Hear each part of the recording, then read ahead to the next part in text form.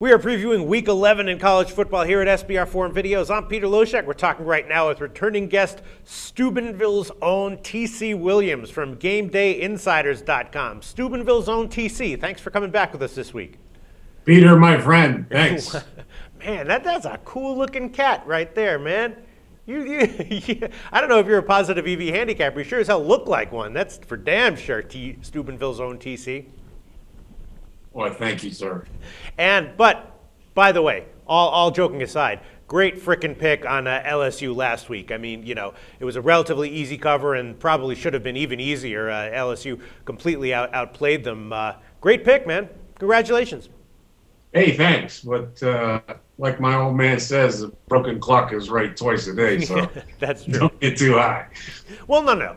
I think if you look at how the game went down, you can then say, well, you can take some pride in being like that. Not only did I win that bet, but my reasoning was sound, and it was also the right side, and that I think is sort of bodes well for future picks, don't you think? Certainly fit my criteria, no doubt about it. Why not pull the trigger when you see the signals? So let's talk about the game that you want to talk about this week. West Virginia at Oklahoma State. Oklahoma State's 7.5-point home favorite. The total is 79.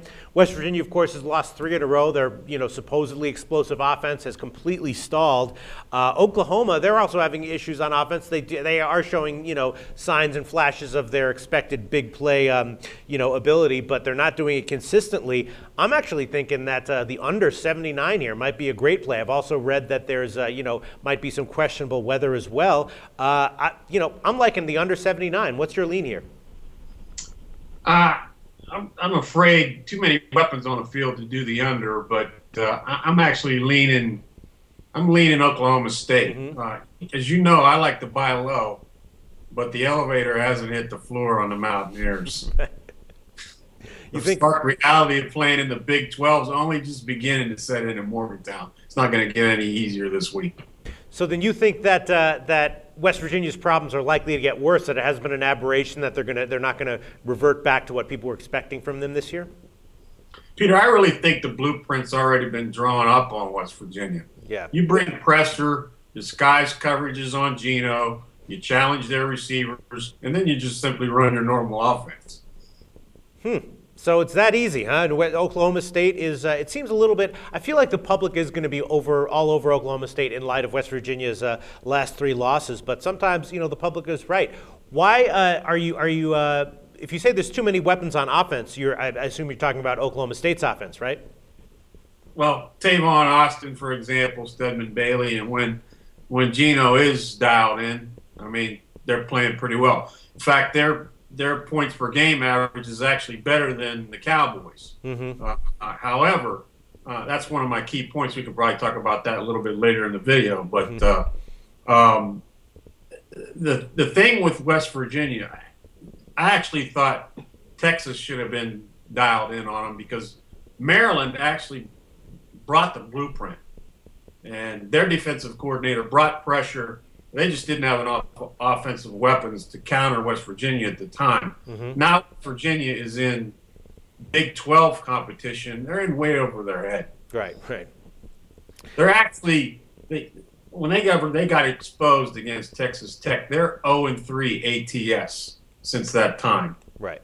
Conversely, Oklahoma State is 3-0 ATS as home favorites this year, and they're actually 19-7 as home favorites ATS since 2008 in Stillwater.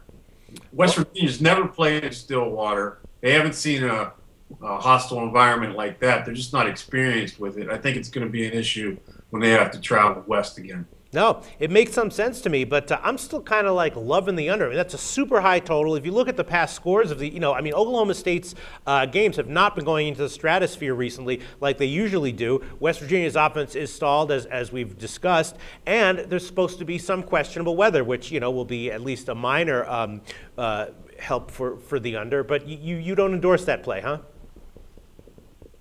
Again, if you look at the numbers again, they're 120th in scoring defense. Mm-hmm. The Mountaineers, they're 114th in opponents' yards per play, 6.5. They're 111th in third down conversion rate. The Mountaineers are having a hard time getting off the field. So I think Oklahoma State's going to have an opportunity to be able to put some points on the board. And West Virginia may have to play catch up, and they have a good offense as well. In fact, again, I'm going to speak to Tavon Austin again. He's an issue with regard, what I'm concerned with regard to, I actually bought in at 7 points and 7.5 with the hook right now. But that's my concern with regard to my play is Tavon Austin's play in the special team, the kicking team. Right, right. All right, well, it's a very convincing argument. Steubenville's own T.C. Williams from GameDayInsiders.com likes Oklahoma State -7 or 7.5. Thanks so much. Great preview. We'll talk to you again next week.